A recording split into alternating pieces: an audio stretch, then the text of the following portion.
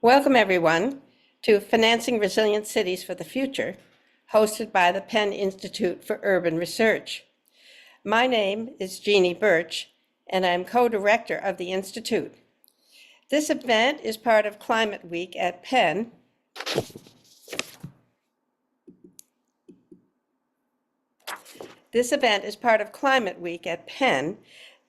There's a great week of programming, and we've posted a link in the chat, so be sure to check out the other events. Last year, Penn IUR launched the Global Commission for Urban SDG Finance, a partnership between the Penn Institute for Urban Research and the SDSN, Global SDSN.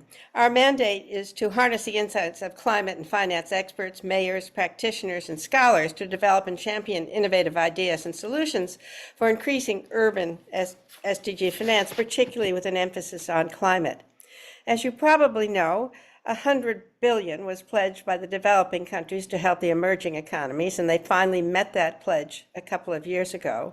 But it's really far too little for what's really needed. Some estimates think the annual need is 2.4 trillion annually, but CCFLA just recently issued its State of Cities report at Climate Week in New York and estimates there's something between 4.3 trillion and 6 trillion that's needed for climate change, for mitigation or adaptation, for loss and damages. And they have tracked a very small percentage is actually being spent, some 8.3 billion. Very, very little. And of this, 49% comes from the private sector. Of this, and the remaining that comes from the public sector, 36% comes from national banks. And basically, there is a huge need to increase this flow if we're going to meet the global goals. So today we have some distinguished speakers who are going to address this issue. Our first speaker is Nathaniel Echeverria. He is the lead finance and engagement at Resilient Cities Network. He's also a graduate of our Penn program. He will be joined by Mauricio Rodas, the former mayor of Quito from 2014 to 2019. He also is a visiting fellow at Penn IUR and Perry Worldhouse. In the past, he founded the Fundación Ethos in Mexico, a think tank. He's been co-chair of the World Economic Forum Biodiverse Cities panel and founded SUMA, a national party. He will be joined by Gulnara Roll, who's head of the cities unit at UNEP. She has had a long and distinguished career at the United Nations Economic Commission, particularly working on housing, land management, and other environmental issues. Finally, Jaime Pumarejo, the former mayor of Barranquilla from 2020 to 2023, now executive director of Free Cities, will also be joining us. So let's turn now to Nate. Nate? Thank you, Jeannie. Great to be back here at Penn. As Jeannie mentioned, I'm an alumni of the city planning program, and I'm also the lead for resilience finance and engagement at the Resilient Cities Network. So to give a little bit of background here and a little bit of the history, at the Resilient Cities Network, we are a network of 101 cities from 47 countries operating in 5 distinct regions around the world, including in the global south and the global north. And we work primarily with and through resilience offices and chief resilience officers in our partner cities. In fact, the concept of resilience and the chief resilience officer was born out of our kind of umbrella or sister organization, 100 RC, which is where the network had its start. So I give kind of this background to let you know kind of the focus of our initial work with cities, in addition to formalizing the resilience practice and the resilience office, was to create city resilience strategies, as well as build internal capacity related to resilience inside of city government, operations, functions, things like that. So historically, we've really taken a planning and kind of capacity building role around the resilience function. And then fast forwarding to today, to the current moment, many of our cities are now focused on a kind of different part of the equation, from planning to implementation, and driving projects from the Resilient Strategies plan into actual brick and mortar projects that can be built. And a lot of this comes down to funding, capacity, and being able to prioritize high impact projects, which hopefully kind of comes out today in our conversation what that means. And so we're hearing from our cities that implementation and tools to implement strategies at scale are a real focus of where they are now in their resilience work.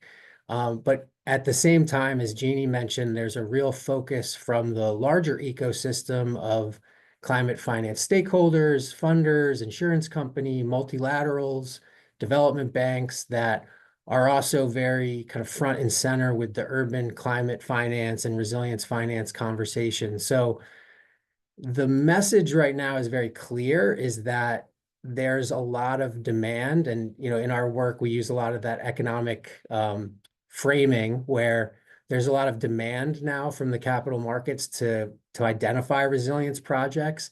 And one of the challenges is on the supply side, meaning that cities and kind of subnational governments having the ability to kind of articulate their resilience projects. And that gets into our portfolio approach conversation, which we'll describe in a little more detail. But that's kind of the other big takeaway, is that there's a great need for this capital, but there's kind of a disconnect in terms of kind of how projects are identified, how they're funded at the city level, and then how those kind of two markets or those two stakeholders interact. So at the Our Cities network and for the Our Cities finance work, it's really a twofold approach. So we have a program called the Resilience Community Impact Funds, in which we provide strategic grants, funding, and technical assistance for community level resilience projects and demonstration projects at kind of that community scale. And then more recently is the launch of our Urban Resilience Finance Task Force, which will convene cities, practitioners, private sector leaders over the next 2 years to foster deep understanding and build strategic partnerships that enable cities to scale up investment in resilience. So kind of in a sense, in a summary, we're going to be creating the table in which cities, their chief resilience officers, their capital planning teams, and political leadership can share and understand best practices, learn from one another's experiences, interact with private and multilateral sectors, and develop shared tools, vocabularies, understanding. We can get into a little detail what that looks like at the individual city level, but that's really kind of the overview of our work at Resilient Cities Network and kind of how we approach this very large conversation about resilience finance. Thanks, Nate. That's a really great overview of your work, and it's very, very important. We will get back to you about the details because we want to know about individual cities and what they are doing. So hopefully you can give us some examples. But let's turn now to Jaime Pumarejo, the former mayor of Barranquilla, who is now executive director of Breathe Cities. Jaime? Thank you, Jeannie. Wow, I think I'm blurred all the way. Okay, there we go. It's a pleasure to be here talking to all of you today. And I think this is a very important conversation. A lot of us work in this space for a long time now on how we can make sure that cities adapt to climate change, knowing that it is coming, it is a reality. I was the mayor of Barranquilla until last year, and for the last subsequent years, we've had the worst flood and rain seasons in our history. When we were talking and doing the models of the new projects that we're building, for example, flood water retainment and flood water evacuation systems or river and seawalls, we're having to adapt our models and make sure that these are up to snuff to current standards. But these standards are being challenged every day. Therefore, it is a big challenge. And you find novel things like that are old, but that are new in the way we build cities, which is, for example, if you plant trees with enough extent, you're able to reduce the impact or the velocity with which rainfall gets to that flood water system. So you end up saving hundreds of millions of dollars if you're able to make a good tree system or canopy system that can reduce the amount of rainfall that gets to the pavement very quickly and therefore into your floodwater system. So anyway, I think it's a fascinating subject, and it is here. I mean, it's not going anywhere. I've lived it. I've had to adapt the city in the last 16 years as a public official. We're seeing it now all over the world. And although there are people that want to deny it, it is true. And we have to do two things. One is mitigate, adapt, but also continue to try and reduce our carbon footprint. And all of that comes into play when we're working in Breathe Cities, which is a fantastic initiative by three great, I would say, organizations. One is Bloomberg Philanthropies, which does a lot in the climate space, in the government and cities innovation space, and they are funding and also a partner of this great initiative. The other two is the Clean Air Fund, which is a philanthropic air fund or clean air fund from London, UK based. And they are a very important regranter that has started to grow this ecosystem and help people understand that air quality is the second biggest cause of death and health issues in the world today. 8.1 million people are dying because of this, and it affects disproportionately the people with the lowest capacity to earn a living and in the global south. Also, C40, which is the biggest city-led and based organization to adapt and further climate change. So it is an honor to be part of this group that we work so closely with, helping advance our objectives. But Breathe Cities is, to me, very particular because it tries to reduce climate emissions and better the quality of life of people and save their lives while tackling an issue that is very near and dear to their heart, which is air pollution. It is something palpable. It is something local. It is something people can see and understand. So you don't get into debates of something that people don't feel that they can make a big difference on. If we get them to understand the health effects of climate change on their children, they will be willing to change their pattern of behavior. It's been done in Warsaw. It's been done in Sofia. It's being done in London. We're doing it in Jakarta, in Bangkok, in Accra, in Nairobi. And what we're seeing is, first, we're raising awareness, so making people understand. Second, we're investing in data, getting people the quality sensors that they need so that they know what's going on with their air quality in their city. And then working with grassroots organizations as well. So when we're able to do all this and then collaborate as a global network, then we are able to really make a dent in global emissions, air quality, and obviously in quality of life and health. So I think these types of approaches are the ones that are going to get us closer to our goal. So we'll be back to you to ask you a little bit about how you're paying for some of these initiatives, Jaime. But in the meantime, let's turn to Mauricio Rodas, former mayor of Quito, who is going to give us an idea of a way to think about raising some of this money for these initiatives that we need. Mauricio. Thank you so much, Jeannie. It is great to be part of this conversation. So yeah, that's precisely the $1 million question. How would cities be able to pay for to address all of the increasingly severe challenges they are exposed to due to climate change, among other urban pressing issues? And we first need to understand the reality of cities in this regard, because they have to confront a very unfriendly international financial system, which was clearly designed to finance national governments, not local governments. And therefore, cities are having a very difficult time in navigating the current global financial architecture. So there are different discussions going on right now geared towards finding ways to facilitate cities' access to finance. And I've had the pleasure to be teaching along with Eugenie a course precisely on this particular topic at Penn, a course that addresses the issue of cities' climate finance and the different mechanisms that could be explored to increase their ability to access finance to undertake climate resilient projects. Now, I will take advantage of playing local to share some slides with all of you, if possible. Okay. Great. Now, the University of Pennsylvania is hosting the secretariat of what is called the SDSN, the Sustainable Development Solutions Network Global Commission for Urban SDG Finance.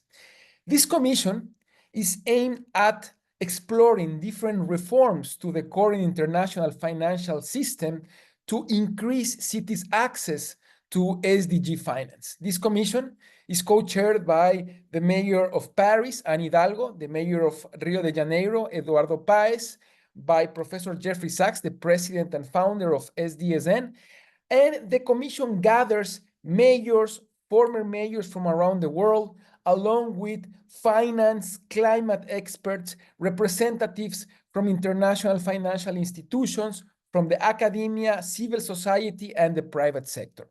One of the initiatives in which the Commission is currently working on is the creation of a Green Cities Guarantees Fund, which we believe could become a very important vehicle to facilitate cities' access to climate finance. So, what is the reality cities are confronting right now? As mentioned, they navigate a very complicated global financial architecture in which only 44% of countries in the world allow cities or local governments to borrow. In the other 56% of countries, cities are proscribed from international borrowing. And in those countries, when they are allowed to do so, they still confront different kinds of obstacles. In many of these countries, for example, they need to get a sovereign guarantee, a national sovereign guarantee that very frequently is not granted because of political rivalries between the national and the local government. Cities are also exposed to different kind of challenges when accessing finance, challenges associated with lending criteria, for example, high interest rates, short tenor, lengthy and complex approval processes, and unfortunately, in many cases, credit denial. So that's why we think that a city-focused guarantees facility would be a game changer for many cities in unlocking their access to SDG finance. Once we did an overview of the current guarantee funds landscape around the world, we came to the conclusion that even though in many of the existing guarantees facilities, cities are eligible, a very small percentage of guarantees are actually granted to city governments. Also, we found that most of these guarantees facilities guarantee only hard currency operations, not local currency operations. Not surprisingly, unfortunately, most of the funding goes to mitigation, very little to adaptation or guarantees supporting adaptation-related operations.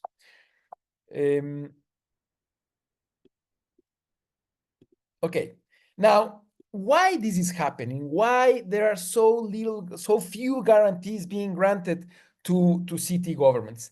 The main reason is because there's a huge risk perception about financial operations with cities. Subnational governments are receiving a very small share of guarantees, for example, when compared with the private sector. And the reason for this is that there is often a misperception about lending to cities as highly risky outside of major domestic municipal bond markets like that of the US. And once we talk to some of the major players in the guarantees industry, they mentioned that it is political risk, the one that they deem as more severe when it comes to designing financial operations with cities.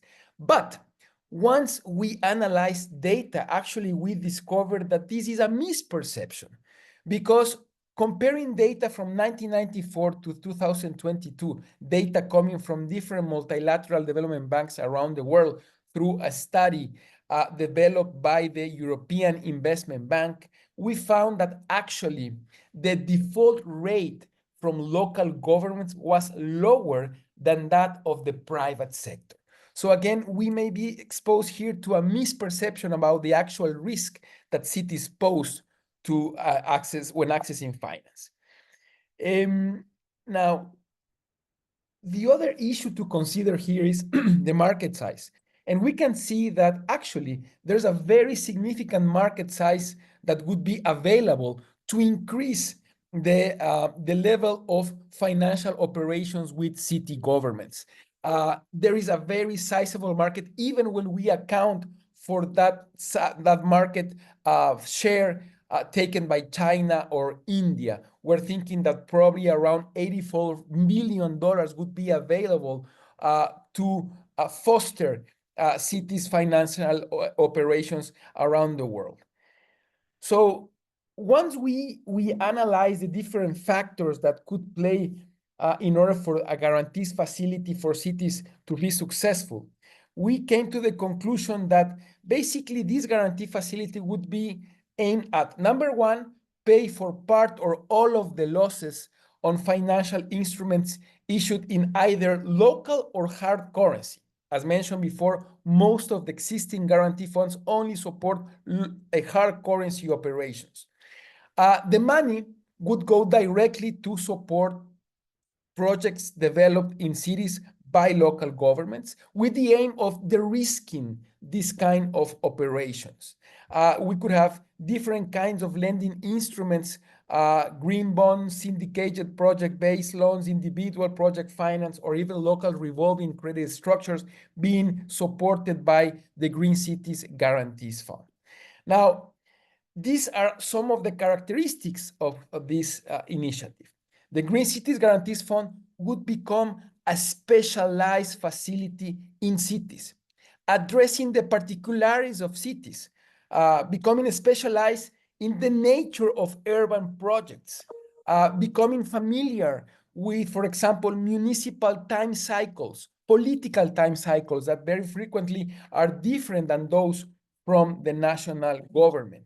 This guarantees facility could support operations done directly by cities when that's legally possible, or through municipally owned utility companies, or of course, the private sector as well. Private sector investing in urban projects could also benefit from this kind of guarantees. As mentioned, this would be geared towards local and hard currency operations, because in many countries of the developing world, particularly the fact of only having the option of accessing finance through hard currency becomes a deal breaker. And finally, the idea of this guarantees fund would be to foster the integration of mitigation and adaptation components in projects to help address the current imbalance there is between mitigation and adaptation finance. This is still work in progress. This is an idea that is still being developed by the SDSN Global Commission for Urban SDG Finance, and Jaime, who's part of this panel, is a very important member of this commission, one of the persons who have been very active in crafting, in designing the concept of the Green Cities Guarantees Fund. And now we are entering a new phase for this project, a phase in which we need to define key aspects for the fund, defining, for example, a governance structure and capitalization model, defining a hosting institution for the Green Cities Guarantees Fund. CAF, the Latin American Development Bank, has expressed interest in becoming the host of the Green Cities Guarantees Fund for the Latin American pilot phase of this initiative. And we also need to define aspects related to eligible loans, the type and conditions of guarantees, and finally, the fee structure with which this guarantees fund would operate. We realize that this is not a silver bullet. The Green Cities Guarantees Fund is not going to solve all problems cities have when accessing finance. But we certainly realize as well that this will become a very important tool that would support those technically solid projects, because we all know that a guarantee doesn't make a bad project a good one. So I think that there will be a very large number of cities who have the capacity of developing technically sound projects that would be benefited by this kind of fund, therefore unlocking their access to climate resilient finance. Thank you. Thank you very much, Mauricio, for that very extensive description of this project that the Commission is working on. And by the way, audience, if you have questions of any of the presenters, please put them in the Q&A section and we'll get to them in a few minutes. I'd like to now turn to Gulnara Roll. Gulnara is head of the cities unit at UNEP, and I bet she's pretty excited to hear about this guarantee fund because she's supervising a number of projects that are hopefully going to come out of her restoration generation project that UNEP and the World Bank and others are supporting. Gulnara, welcome. Thank you so much, Jeannie. Indeed, I was extremely excited from Mauricio's presentation. In fact, I even did some photos because I think it's really exciting, because I agree that this is something what cities absolutely need. So really looking forward for further development of this, and looking forward to explore and test how it works. Yes, dear colleagues, my name is Gulnara Roll. I'm head of the cities unit in Paris at the United Nations Environment Program. I'm really happy to be here. So big thanks to UPenn for the invitation to this meeting. In fact, I am at the moment in Bilbao. I'm in a meeting of the, it's a European Buildings Summit by the Royal Institutions of Chartered Surveyors. And what was actually very interesting that while the whole meeting started speaking about the building materials, but it ended up about adaptation. It ended up with a discussion on the nature-based solutions, because, it seems that the most crucial issue is about making sure that cities are resilient and well prepared for the long-term climate challenges. And I'm very glad that we're working together on the project of promoting cities' resilience. It is very important to work together, because today cities bring the 70% of the emissions of the greenhouse gases, 80% of solid waste. So it's a huge challenge, and without working together between us, national governments, local governments, we really cannot resolve the problem. I think we all understand this huge challenge, and also, all the research that we see that, we're not really moving as fast as we should towards achieving the climate goals. As now we're preparing in a month to go and to report on, successes and achievements at the Global Climate Conference at COP29. We really see that we really need to accelerate. We need to move much faster. And I think this discussion today and other discussions that we're having are very, very important to discuss how and accelerate. And I believe this proposed guarantee fund would be really a crucial solution in supporting cities. From the UNEP side, I'm very happy just to remind you again about a very, very important project that we're working together. It's a generation restoration, catalyzing nature-based transformation in cities. It is really looking in a very innovative way into the whole kind of package of measures in 24 cities in 19 countries, looking how we can use ecosystem restoration measures to promote resilience of cities. And I was very fortunate to go to some of the cities. For instance, in Brazil, in Manaus, it was very interesting to see this kind of the eco agriculture solutions, where the city is planting trees, fruit trees, cacao trees, but the ways that it also helps community development. It engages community, and when community is engaged, it's really a recipe for the longer term sustainability in the cities. And I'm so happy to see the former mayor of Barranquilla in Colombia. So it's another very exciting project of the Leon Creek Restoration Project, which helps to improve the water quality, promote biodiversity, and again, foster community well-being. So these projects, as well as many other projects, are really, really very important. And speaking about Generation Restoration Project, I think one innovation about it as well is kind of in twinning, because we have model cities, and then we also have the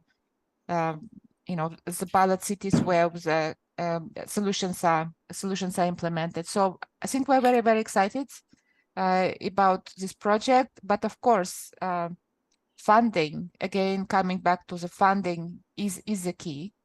And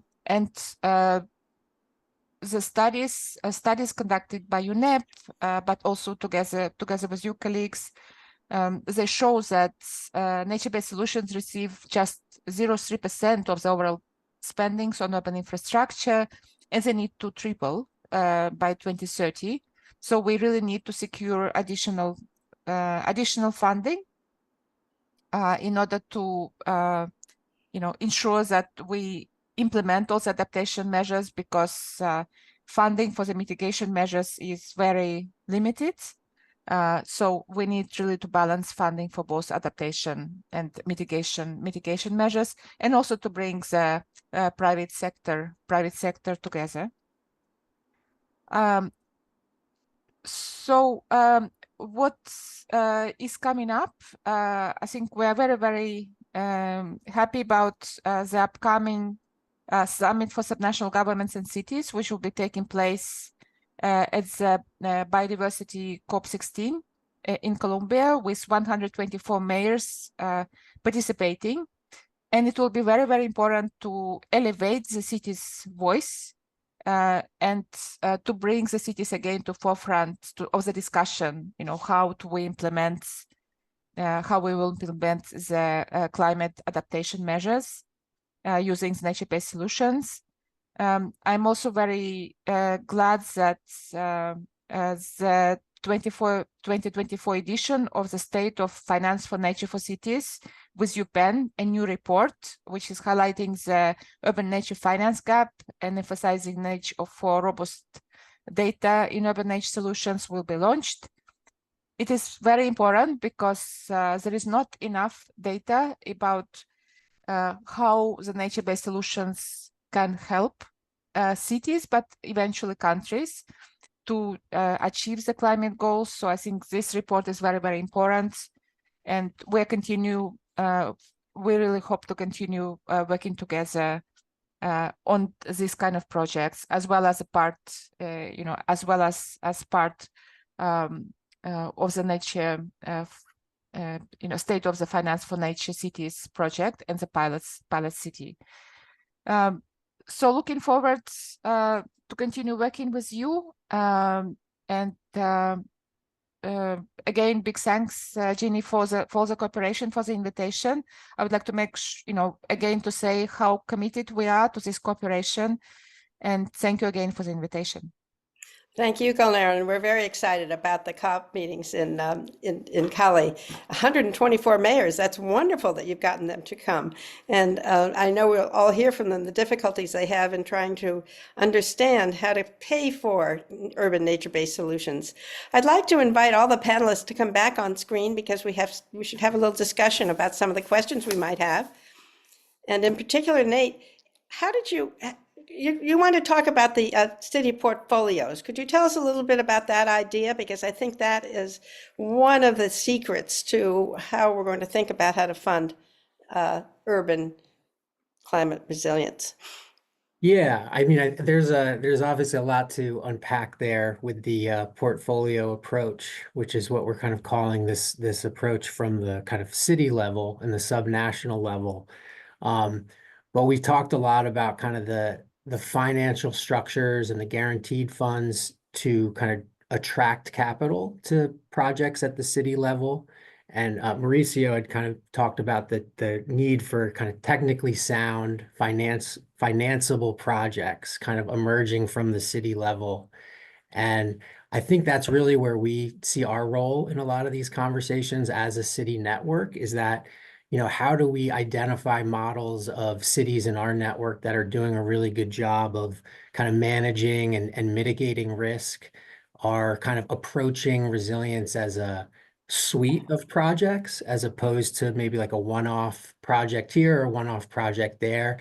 Kind of how are they baking in resilience and resilience thinking into kind of everything they do, and how does that drive kind of the strategy? Because I think that's a big piece of this is that, there's got to be good projects on the other end of that equation that are going to be the right projects, that are bankable projects, and that work as part of a holistic strategy.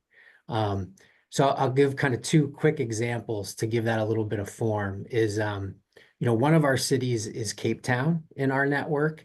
And in many ways, they're very ahead in a lot of these discussions and how they approach capital planning and how they integrate resilience into their capital planning. And they've done a really amazing job of not only baking resilience and kind of resilience thinking into a lot of their capital programming and their capital improvement plans and how they prioritize projects, but they've also done a really good job of kind of communicating that out to the markets.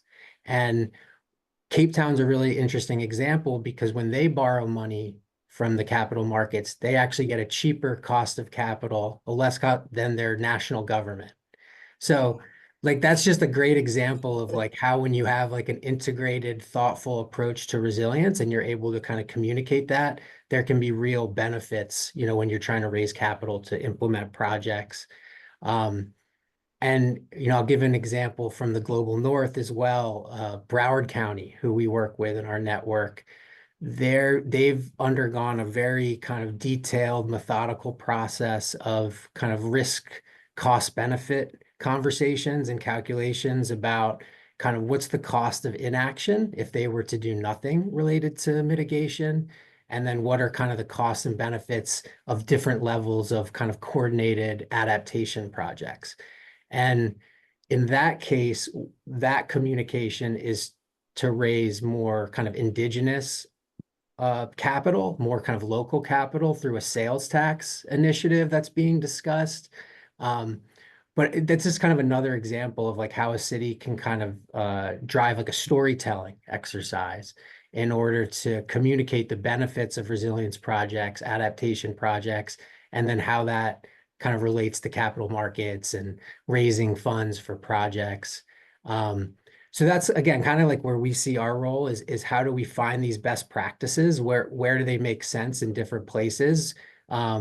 Because ultimately, once these guarantee funds and these different instruments are in place, which absolutely needs to happen to attract the capital at scale for these cities, are the cities prepared on the other side? Do they have holistic portfolios of projects? And there's a few cities that are doing this really well. And I think that's kind of our goal with this approach and our task force is to kind of continue sharing those learnings, kind of continue building capacity with our cities, our chief resilience officers and their capital planning teams to kind of look, hey, look, this works. If you do it this way, this seems to work well, or maybe this could work based on your existing conditions in your market. So yeah, I think it's exciting time. There's a lot of conversations around this at different levels, from the multilaterals all the way down to kind of very local level conversations and capital planning meetings in cities all over, North America and the global South. Well, really interesting. We'll be keeping our eye out on this project portfolio project, the principles that might govern it and how other cities might engage in creating such portfolios and then exposing the investment opportunities to the various markets that exist, either blended finance or public sector finance or whatever.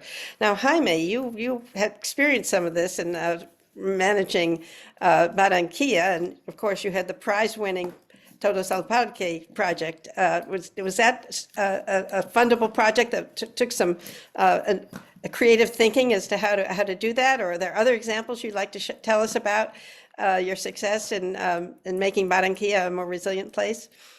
Yes, Jeannie, and I think this goes to the crux of many of the questions that the people are asking in the audience. And how can we fund climate adaptation? And in the global South and I think developing nations, that's always a big question. But I think they go hand in hand, because when you're doing climate adaptation, you have to think about it in a way that you're also regreening the city. You're bringing back nature-based solutions. And that's why Gulnara was talking about Barranquilla, because that was where our approach. And that's why I ended up being on the advisory board of Generation Restoration, is because I listened to the people that understood how we can use nature to reduce costs of adaptation, also make the city a more livable and entertaining place to live in, and increase health. All of these things can be done, and they can be done at a far less cost than you think. And the other thing that we did is understand that nature is an investment. So when we started looking at Todos al Parque, when we started looking at how we were going to regreen and plant trees and take care of our marsh and wetlands and estuaries, we started looking at how we were going to pay for it. And we, at first, 16 years ago, we were a city that had a budget of $200 million. Now that budget is up to, I would say, $1.4, $1.5 billion. What have we done? We've collected taxes better. So we've been able to increase our capacity to tax appropriately and in a just manner. This doesn't mean indiscriminately raising taxes. This means making sure you're capturing value at a proper pace so that you can fund these things. And then you become a more bankable city. And then you can do feasibility studies, and you can work with the private sector, with the public sector, with hopefully the guarantee fund and others, so that you can actually get money at a lower rate, at a longer term, and also increasing the possibility that the private sector will fund some of these things. One thing that we found, for example, just to give you a few ideas, is taking a cue from London, which we studied very well when we were starting our tree program, which we ended up creating a company that actually plants and maintains trees, has its own nursery, and it's a public-private company. 65% of it is owned by the city. We found that when a tree-lined street has 15% higher property values than a non-tree lined street in London. That's the case they found. So that means if I line your street with trees and I make it more amenable, that means that property tax will also increase. And it will increase at a rate higher than the cost of planting the trees. Therefore, you as a citizen will see that your house or your property is now worth more. You will pay a little bit more to the city, but if I'm able to capture that right away, then I can use that for more investment. The same with parks. We have more than 300 and something parks in the city. Parks have reduced crime, increased property values, and commercial exchanges within that area, and at the same time increased the exchange of culture, sports, and other activities within the neighborhoods that we've worked on these things. So, as I said, nature is an investment.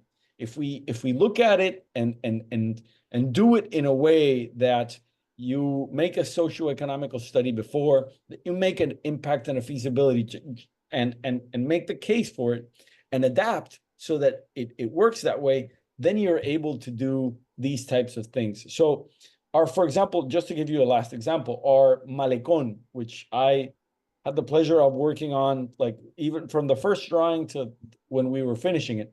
It's a 5-kilometer boardwalk and park of more than 250,000 square meters of public space in front of the river of what was before an industrial site of various industries. We were able to repurpose this, but at the same time, raise the wall to the river in about 2 meters. So now that the sea level and therefore the river level is rising, we're able to stave off flooding. But at the same time, we gave back the city 250,000 square meter park that is visited per year by more than 10 million people that use it for different things, like sports, like culture, like taking their kids to the park. So it's the most used public space in Colombia. And the beauty of it is, with the surrounding increase in value of the lands, we were able to capture that by properly appraising their property taxes on a yearly basis. And in less than 5 years, we paid for that investment. So in the area, we've invested more than $200 million, and the city got that back in less than 7 years by properly managing their tax base. So if you want to be a good adapter of your city, if you want to make climate finance work, if you want to make regreening your city possible, start looking at numbers, start looking at your Secretary of Treasury, and start working with them, because they've got a lot of the answers. So get the basics right and then have the ideas, it sounds like. Gulnara, I bet you're seeing that in the generation restoration activities, particularly with the twinning. Is there something like you'd like to tell us about that? And then we'll get to Mauricio quickly about some of the projects he's done, and then to the Q&A. Well, before twinning, I think, first of all, what I think very exciting about generation restoration is very community level approach. And big thanks to Jaime to explain a bit more about what was behind Barranquilla. I think that's really important. So what I really think is very important still, the kind of the grassroots level, the community engagement, but also I would like to maybe again to stress what Jaime was speaking about.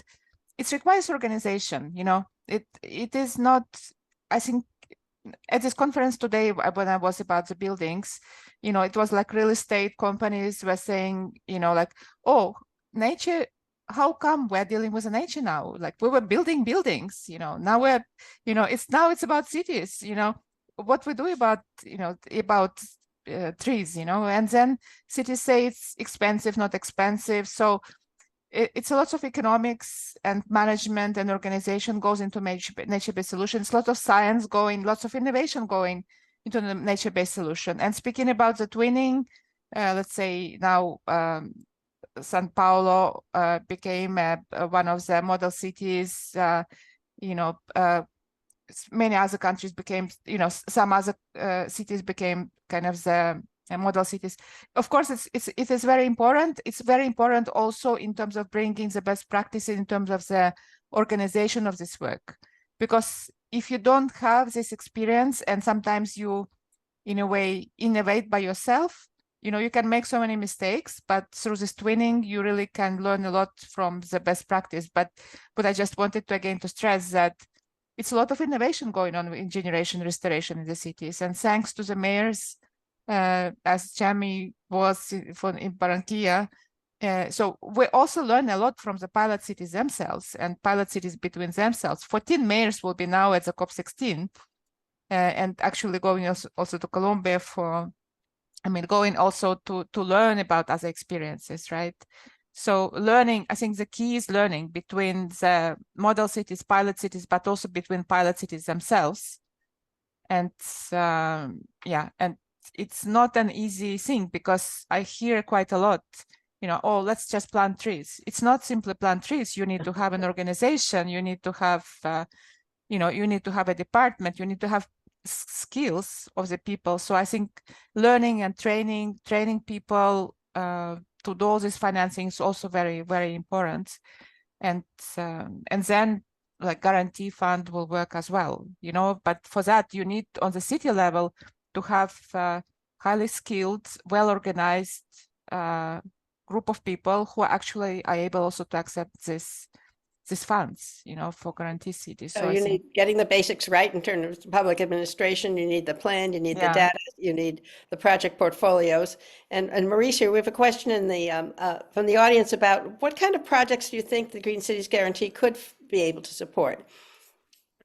Well, I think there's a big number of projects that could be supported by this kind of facility. Projects, for example, on sustainable mobility.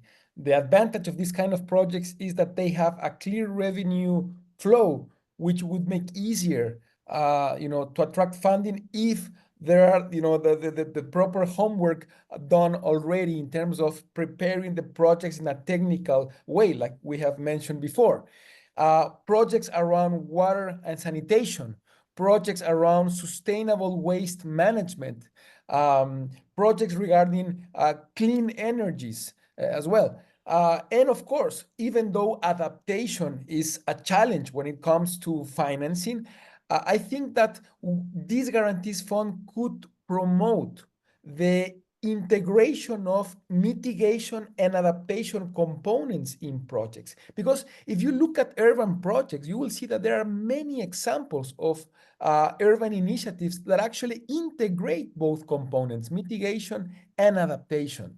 So I think that, the Green Cities Guarantees Fund could have a set of specific criteria by which to foster these kind of initiatives that incorporate adaptation components into urban projects so as to increase the level of finance devoted to adaptation, which, as we know, is very small when compared to mitigation nowadays. But going back to the question, there's a large number of urban projects that could benefit from this kind of facility, but the key is how these projects would be technically developed in order to become eligible for the Green Cities Guarantees Fund. Well, of course, there's the GAP fund at the World Bank that is particularly purposed for this. There are also many, many project preparation facilities. If you go on the CCFLA website, there is an inventory of those, which can be accessed as well. We have a number of lovely observations in the Q&A. I'd like to recognize James Kwame Mensah, who was recently appointed associate professor at the University of Ghana, who was saying both the Clean Air Fund and C40 are doing incredible work in Ghana, helping with the data and helping them think about this. But he calls on Ghana and the AMA to develop a medium-term resilience plan so that things can be implemented. And I think that's where this project preparation, project portfolio idea comes in terms of thinking about how cities might be doing that, how you combine the nature-based solutions with hard infrastructure projects as well is another issue that certainly has to be done. We're going to have to come back next year and hear the results of many of these things that you're engaged in as far as that goes. One of the questions we have is that somebody's wondering how we can make sure that the various projects that are being proposed aren't being crowded out by other projects. Have you faced that particular problem, any of you? Jaime, Nate, Mauricio, Gulnara? I can quickly take the first one, and I think for sure there is a lot of projects, but a lot of them are not, I would say, yet. They're not bankable yet. So one of the problems we've faced and we've talked about within the commission is also how can we help cities get projects bankable? That's something we're doing in Breathe Cities, for example, is we're working with cities to be able to understand how to get to a feasibility study. Or sometimes, just to give you an example, Rio, which is one of our Breathe Cities, is one of the things we're working on with them is helping them pay for the feasibility study to replace traditional diesel and very contaminating buses into a tram line. And another is creating a hub where people can leave their cars and then come into the city via more cleaner and more public transport. These things you would think Rio has the money for. But the thing is, local and national governments sometimes have very rigid budgets. So they will have the money and the capacity to fund the billion-dollar project, but they will never have that seed money to throw away if the project is not bankable of $200,000 and $300,000 and $500,000. So what we're doing is we're closing that gap, sort of like if we were an angel investment in a new startup. We are closing that gap so that it can become a project that then can be taken to the IDB or the World Bank or CAF in Latin America to say, we're going to change this up. And we're doing the same in other cities. For example, in Sofia, in Bulgaria, one of the biggest problems was heating and cooking. A lot of the communities would cook with and heat themselves with substandard wood. So that is a big problem. For example, Chile's the worst, or the city in air quality, one of the worst, is Coyhaique, which is right next to the Patagonia and the Andes, but it uses substandard wet wood and green wood to cook and heat themselves. So what we found is when we made the project and we made the feasibility, what ended up happening, Jeannie, is that the EU funded the change of more than now 70% of those heaters into high efficiency clean energy heaters. So Sofia has seen a drop in air quality, in emissions, and is making use of funds that were there. They just didn't have the capacity to link between them. So I think more than crowding out is we need to get more funding into and knowledge into building good projects.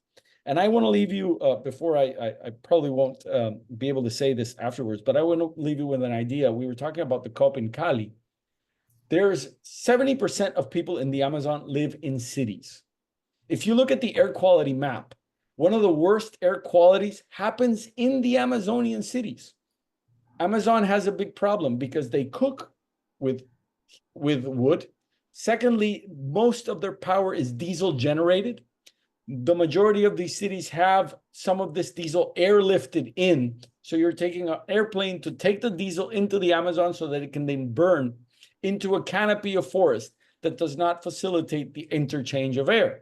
So you have something that is causing a sort of like a stagnation of filthy and polluted air, which at the same time exacerbates droughts, because when you have polluted air, cloud formation has a tougher time in happening. So all of this is happening in the place where we're going and we're going to talk about.